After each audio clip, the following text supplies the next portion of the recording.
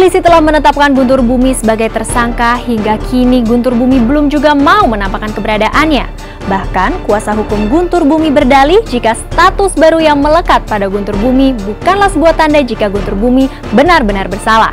Lalu benarkah R menerima teror dari orang yang tak dikenal sebelum jalani pemeriksaan kemarin pagi? Lantas apa reaksi Habib Selon dengan laporan R soal pencemaran nama baiknya? Dan akankah konflik ini ditutup dengan masuknya Guntur Bumi ke dalam Hotel Prodeo?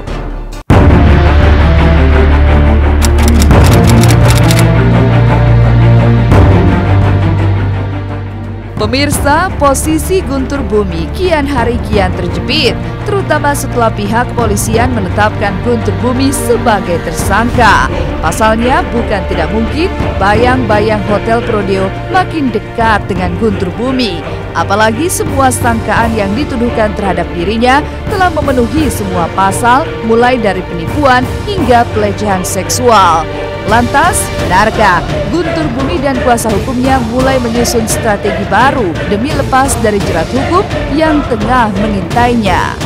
Dari belasan laporan polisi yang masuk, penyidik memeriksa semuanya saksi pelapor yang melaporkan menjadi korban daripada GB. Ya, dari mereka memang ada yang perlu saksi lainnya untuk melengkapi laporannya. Ada yang masih perlu bukti-bukti lainnya untuk melengkapi laporannya. Ada juga yang sudah mulai lengkap dalam penyidikannya. Ya, sehingga dari beberapa laporan polisi ada yang sudah lengkap penyidikannya dan memang unsur pasal-pasal yang dituduhkan itu terpenuhi.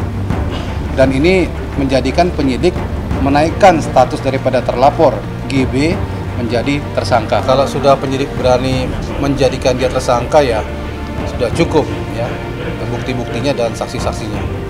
Belum menerima ya surat panggilan resmi dari Polda Metro Jaya, ya, panggilan resmi klien kami Ustadz Guntur Bumi sebagai tersangka.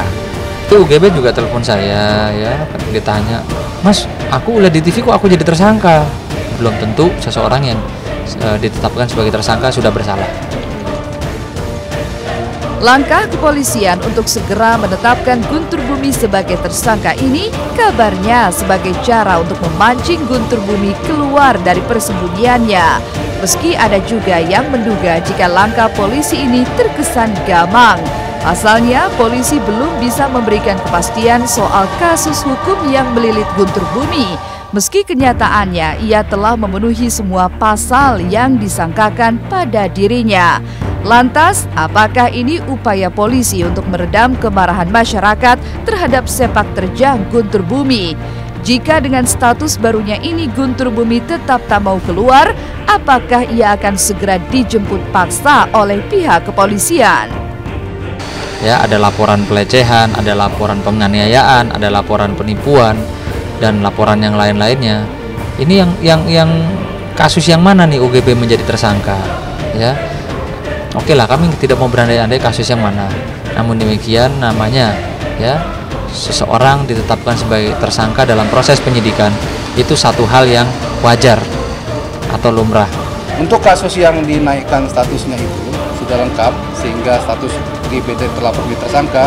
Nanti saya sampaikan pada waktu GB dipanggil sebagai tersangka. Kalau masalah penahanan itu hasil pemeriksaan nanti yang menentukannya. Tentunya di situ kan ada pembuktian, ada hal-hal yang perlu didalami oleh penyidik. Kalau memang harus dilakukan penahanan pada waktunya dilakukan.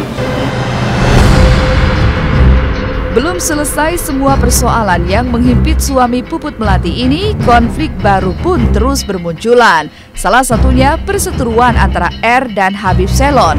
Asalnya, kuasa hukum R menuding jika Habib Selon ada di belakang teror yang diterima R sebelum kehadirannya di Polda Metro Jaya pagi kemarin guna memberikan keterangan terkait laporannya terhadap Habib Selon. Sayangnya, R justru mengaku jika ketidakhadirannya bukan karena teror, melainkan karena kesehatannya yang sedang terganggu. Habib Selon sendiri dalam telewicaranya justru tak mau ambil pusing dengan tudingan yang diarahkan pada dirinya.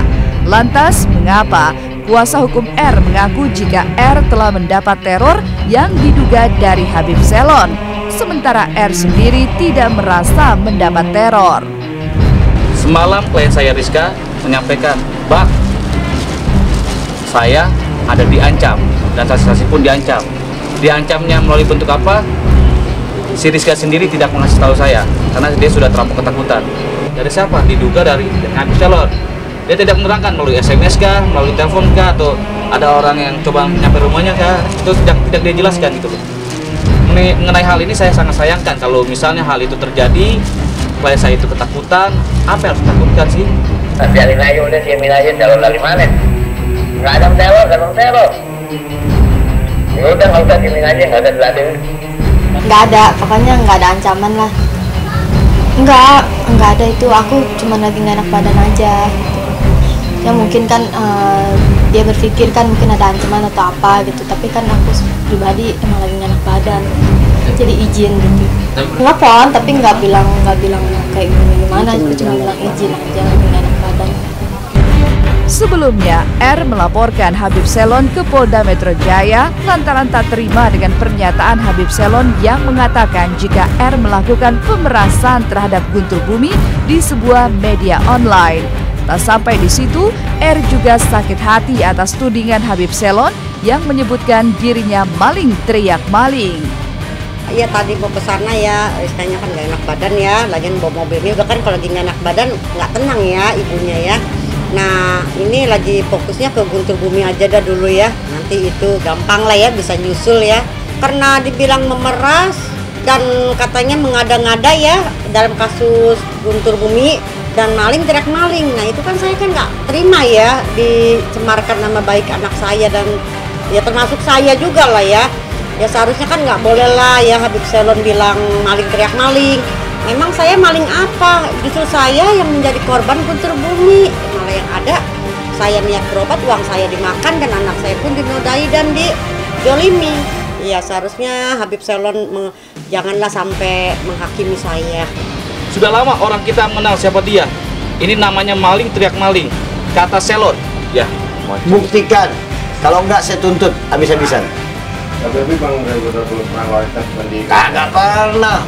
Saya tidak pernah mengeluarkan statement apapun juga, dan saya tidak pernah nyebut nama tersebut, dan saya tidak pernah mengatakan yang jelek kepada orang tersebut, dan saya tidak pernah melecehkan dia, dan saya tidak pernah fitnah dia, dan saya tidak pernah mencemarkan legendanya nama baik dia.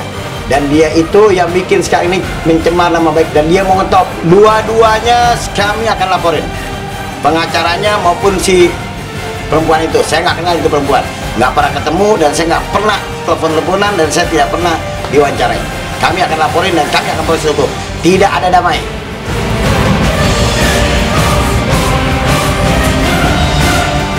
Keinginan Bopak Castello untuk segera menyandang status duda secara resmi memang belum bisa diraihnya. Namun mengapa Bopak justru tidak hadir di sidang kedua perceraiannya? Benarkah Bopak hanya menganggap jika kehadirannya akan membuang-buang waktu?